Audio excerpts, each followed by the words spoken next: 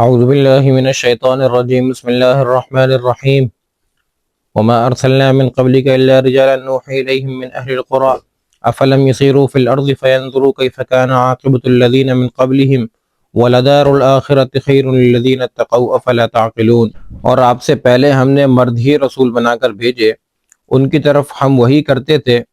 اور وہ بستیوں کے رہنے والے تھے، کیا پھر وہ زمین میں نہیں چلے پھرے کہ دیکھتے ان لوگوں کا انجام کیا ہوا جو ان سے پہلے تھے،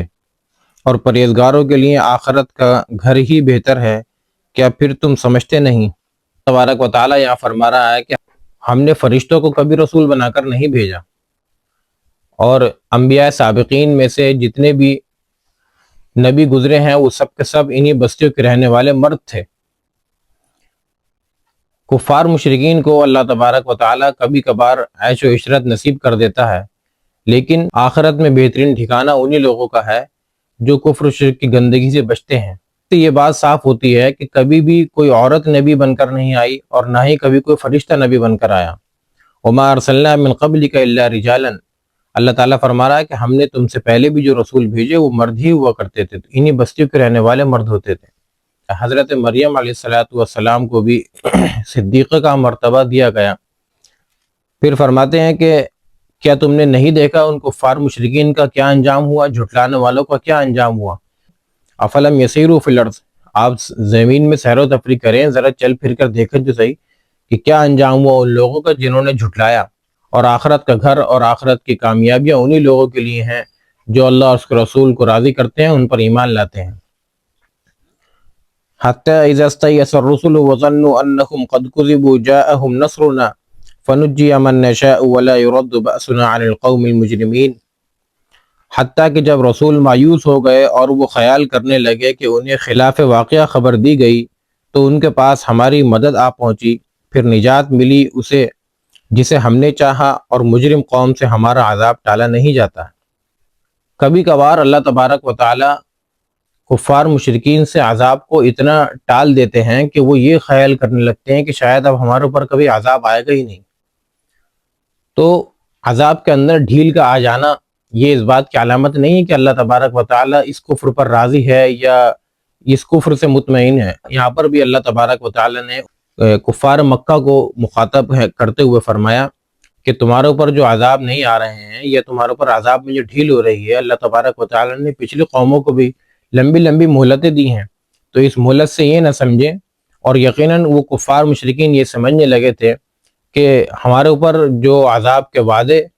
اور ان نبیوں کی جو نصرت کے وعدے اللہ تعالیٰ نے کیے تھے وہ ایک جھوٹی کہانی تھی، وہ ایک جھوٹ وعدے تھے۔ یہ بھی کوئی بعید نہیں ہے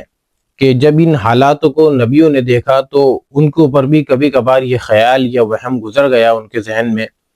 کہ شاید یہ ہم سے جو وعدے کیے گئے تھے، انبیاء علیہ السلام کی جو نصرت کے وعدے تھے اور کفار مشرکین کے جو عذاب کے وعدے تھے، شاید اس کے اندر ہمیں صحیح خبر نہیں مل سکی۔ تو اللہ تبارک و تعالیٰ فرما رہا ہے کہ جب یہ لوگ مایوس ہوئے، یعنی جب رسول مایوس ہوئے اور انہوں نے یہ گمان کر لیا کہ جو ہمیں خبر ملی تھی وہ سچی نہیں تھی، یعنی اللہ تبارک و تعالیٰ کی طرف سے جو انبیاء علیہ السلام کی نصرت کے وعدے ہیں اور کفار مشرکین کے اوپر عذاب کے جو وعدے اور وعید ہیں، یہ شاید یہ کفار مشرکین تو کہنے لگے کہ یہ جھوٹی وعدے ہیں، یہ سب جھوٹے وعدے ہیں۔ انہوں نے یہ خیال کیا کہ جو اتنے دن تک عذاب نہیں آیا تو شاید اب ہمارے پر عذاب نہیں آئے گا، اور وہ کھلم کھلا اور زیادہ اپنی موج مستیوں میں مبتلا ہو گئے۔ اللہ تعالیٰ فرما رہا ہے جاءہم نصرنا، پھر انبیاء علیہ السلام کی طرف ہماری مدد متوجہ ہوئی،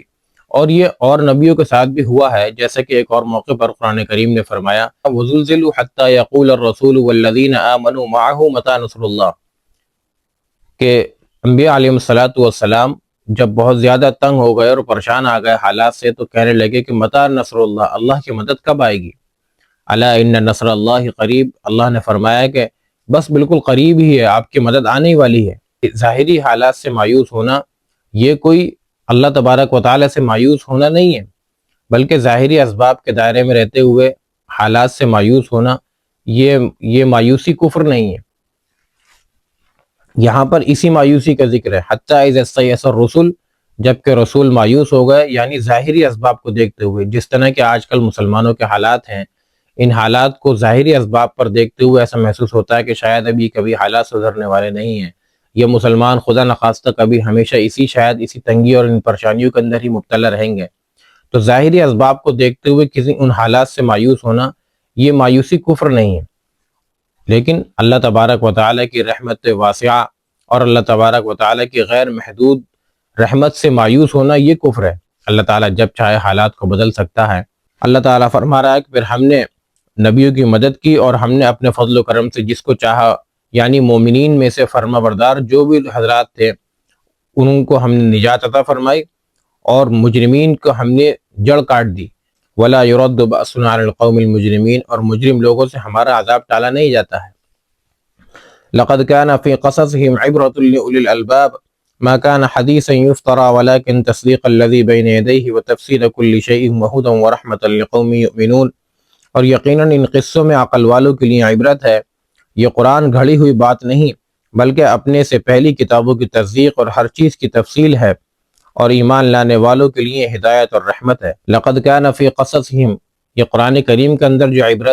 عبرت کے واقعات جو جگہ جگہ اللہ تعالیٰ نے یہ قصے بیان کیے گئے ہیں، یہ کوئی ناول اور افسانے نہیں ہیں، بلکہ یہ حقیقت ہے، یہ گراؤنڈ ریئلٹی ہے جو اس کو اللہ تبارک و تعالیٰ نے قرآن کریم کے اندر ذکر فرمایا ہے۔ پھر فرمایا کہ یہ وہ قرآن کریم ہے جو پچھلے واقعات کی، پچھلی کتابوں کی بھی تصدیق کرتا ہے، اور اس کے اندر یہ قرآن کریم لوگوں کے لیے رحمت اور ہدایت ہے۔ اس کے اندر جو واقعات ہیں وہ 100% بالکل A to Z سچے ہیں، بناوٹی بنائی ہوئی کہانیاں نہیں ہیں اس کے اندر، بلکہ یہ وہ انبیاء سابقین کے اور پچھلی قوموں کے اس کے اندر واقعات ہیں۔ تو قرآن کریم پچھلی کتابوں کی بھی تصدیق کرنے والا ہے، اور موجودہ حالات اور آئندہ آنے والے حالات سب کے سب اللہ تبارک و تعالیٰ نے اس قرآن کریم کے اندر سمو دیے ہیں، اور یہ پوری مکمل تفصیل سے بیان کرنے والا قرآن کریم ایک کتاب ہے۔ تفصیل کل شیء، اللہ تعالیٰ فرما رہا ہم نے ہر چیز کو اس کے قرآن کے ذریعے سے کھول کھول کر بیان کر دیا ہے، اور یہ قوموں کے لیے، مؤمنین کے لیے، اہل ایمان کے لیے، تقوی اختیار کرنے والوں کے لیے یہ قرآن کریم ہدایت ہے۔ اللہ تبارک و تعالیٰ کے فضل و کرم سے ہماری یہ صورت مکمل ہوئی۔ اللہ تبارک و تعالیٰ سے دعا ہے کہ اس کے اندر جو بھی ہم سے کمی کوتاہی ہوئی ہو، اس کے پڑھنے میں، اس کے ترجمہ کرنے میں، اس کے مطلب اور تفسیر بتانے میں، اللہ تبارک و تعالیٰ اپنے دریا رحمت سے اس کو معاف فرمائے، اور آئندہ اچھے سے اچھے انداز پر قرآن کریم کا صحیح ترجمہ، صحیح تفسیر اور اس پر عمل کرنے کی توفیق عطا فرمائے۔ السلام علیکم ورحمۃ اللہ وبرکاتہ۔